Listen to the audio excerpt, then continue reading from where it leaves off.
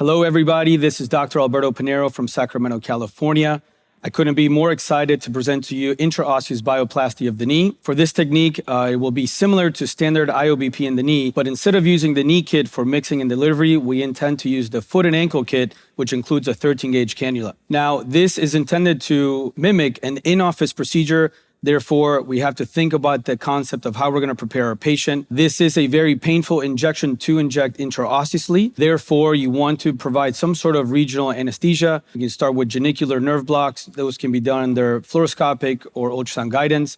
And you may also consider a saphenous nerve block through the adductor canal and even a proximal popliteal block to provide better coverage for regional anesthesia. I would also recommend pre-medicating your patient with some oral sedatives like Valium and really communicating to your patient what the procedure is going to be about and how much pain and discomfort is going to be if the blocks are not performed. You also want to really make sure that you are able to position the knee in a way that mimics the orientation of the MRI, since you are going to have to triangulate with ultrasound and fluoroscopy that bone marrow lesion, and you want to be as precise as possible. And also that leg must be elevated above the contralateral leg so that you can precisely or accurately get a lateral fluoroscopic view. We have done our bone marrow draw. This has been done from the posterior iliac crest. We have centrifuged it using the Arthrex Angel system and created concentrated PRP from bone marrow. That bone marrow has then been mixed with AlloSync DBM, a 5-to-1 ratio. Therefore, we're using 5 cc's of bone marrow aspirate to 1 cc of the AlloSync DBM. In terms of the technique itself, we're going to use a combination of image guidance. We're going to start with ultrasound to identify our anatomical landmarks. And then once we're ready to go intraosseously, we're going to switch to fluoroscopy, since that will give us better visualization once we're inside of the bone. Let's get started. So the way I like to incorporate ultrasound into this technique is to identify the soft tissues, things that I wouldn't be able to otherwise visualize on their fluoroscopy. So we're going to assume that this patient has a bone marrow lesion of the anterior lateral femoral condyle. So the first thing I'm going to do is identify that femoral condyle, which you can see right there. I'm going to scan distally to make sure that I can find the joint. And you can see that center line right on the joint itself there. I'm going to keep that centered this way. I'm going to get an idea and really try to identify that lateral meniscus, which is coming into view there. Then I'm going to go ahead and scan just proximal, and I'm going to identify that center line, which is right in the popliteal fossa. So what I'm going to do here is make sure that I leave a marker right on that spot.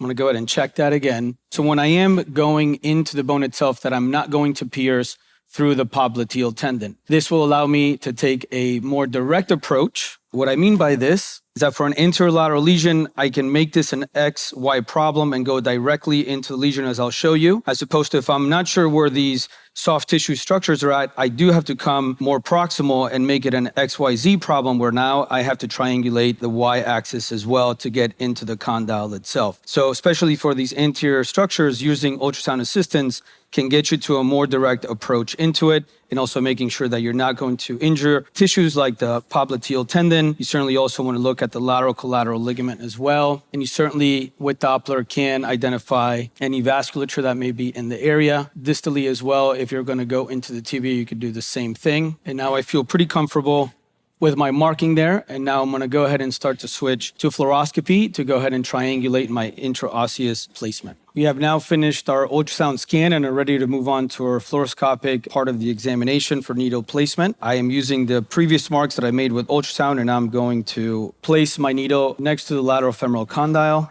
What I want to do here is essentially create my x-axis. So I want to come close to the joint, but certainly not put myself in a position where I can break through the cartilage or scave off into the joint itself. And I'm going to be staying just anterior to that popliteal fossa. To me, that looks like a pretty solid mark there. And what I'm going to do here is just draw a line straight down. And then I'm going to go ahead and switch to a lateral view and identify exactly where I want to be from an anterior-posterior angle, and then draw my Y-axis, and then we'll go ahead and place our delivery cannula. Okay, we have now switched to a lateral view to determine our anterior-posterior placement. So remembering that this is a anterior lateral bone marrow lesion, we're going to try to go anterior on the condyle, just about there. And again, making sure that we give ourselves a little room so that we are right at the subchondral plate and not breaking through the cartilage itself. And also remembering that we don't want to be too close to the joint line where we can scave off and go in there. So I like my placement here, so I'm going to go ahead and draw my y-axis there. And from here, we're going to go ahead and start to look at our intraosseous placement. We're going to do that in the AP view. But I did want to mention that we're going to be using the foot and ankle 13 gauge IOBP cannula. As you can see, this has an open tip distally, which also means that you want to cheat a little bit with the way that you're going to advance the bone, so that way that tip is going to inject into the area of bone that you want. It also has a side port that you can see there and a marker here that will tell you where your port is at, but we're also going to be checking with fluoroscopy views to make sure that port is pointed towards the area of the bone marrow lesion. So this arrow will reference to where your side port is at on the actual needle. Okay, now we have identified both the proximal to distal and the anterior posterior plane that we want to be at. X is going to mark the spot. We're going to go ahead and create a skin wheel. And then I'm going to go ahead and advance until I get to the periosteum. And you want to really pepper that periosteum, and I'm essentially going to be walking all around the bone there. Also, you want to use the needle to see if it gives way in any direction. For instance, here might go a little bit too anterior where I'm no longer contacting os. So that lets you know that when you're going to advance your IOBP trocar, you want to cheat a little bit inferior to make sure that you don't scave off into the notch there. And then you're going to walk it down posteriorly a little bit and just go ahead and anesthetize the whole periosteum and make sure that you get the track on the way out. Next, we're going to make a small stab incision. Okay, we are now ready to advance intraosseously with our IOBP cannula. One thing I do want to note about this step is to double and triple check if any of your measurements feel off.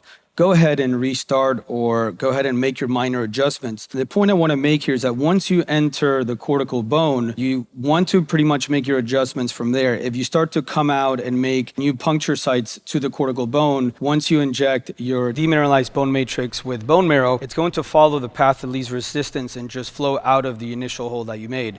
So because of that, make sure that you're very sure of this first pass, as you're not going to really get another chance at it. Here, I feel pretty comfortable where I'm at.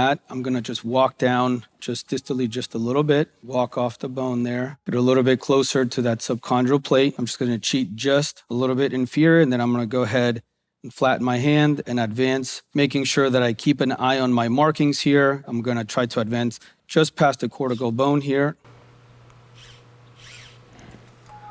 Okay, I like where I'm at there. I think I have maybe another 0.5 centimeter to centimeter to advance. I'm just going to cheat a little bit this way just to, again, protect. Remember that you want to advance enough, and then here you can clearly see that that port is within the cortical bone, within the bone itself, because once we remove the stylet, you want to make sure that that part of it is where we want it to be. Take one more shot here. Just going to advance just a... We have now confirmed the placement of our cannula intraosseously where we want to inject into the bone marrow lesion. Here, as an additional step, you could potentially use contrast to finalize the location of the flow of the biologic. In this case, we're going to go ahead and just move forward with the injection of our biologics. We're going to remove our stylet, making sure that we keep cannula in place. Now remember that it's going to take at least 0.5 to 1 cc to fill the cannula itself. So what you want to be feeling for here is the change of resistance, which is going to be right about here. I'm starting to feel a change.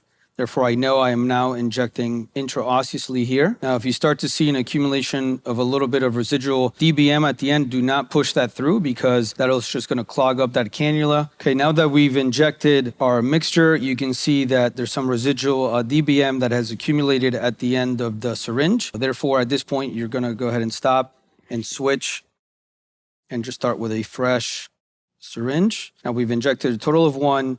So as I keep going here, I'm going to expect more resistance to start happening here, which I am. Okay, remember that this patient is going to be awake. Therefore, you want to be nice and gentle as you're pushing through. And now here, I'm really starting to experience some resistance.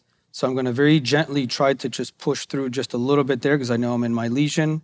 And once that resistance becomes a little bit too much, I think it's time to go ahead and start to withdraw and inject the rest of the solution or the mixture into the actual tract of the cannula. At this point, we have finished our injection. We don't want to withdraw our cannula fully through the cortex, as that will allow the orthobiologic material to spill outside of the bone.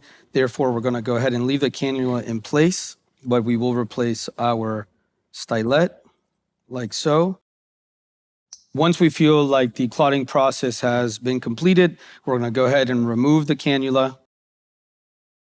I will keep pressure on here for at least a minute or so. Then for closing, I will use some steri strips and a compression dressing. You may also apply a Coban or an ACE bandage around the knee joint. Alternatively, you can apply Jumpstart wound dressing that is not only antibacterial but will help with the wound healing. And that will complete the demonstration of intraosseous bioplasty of the knee.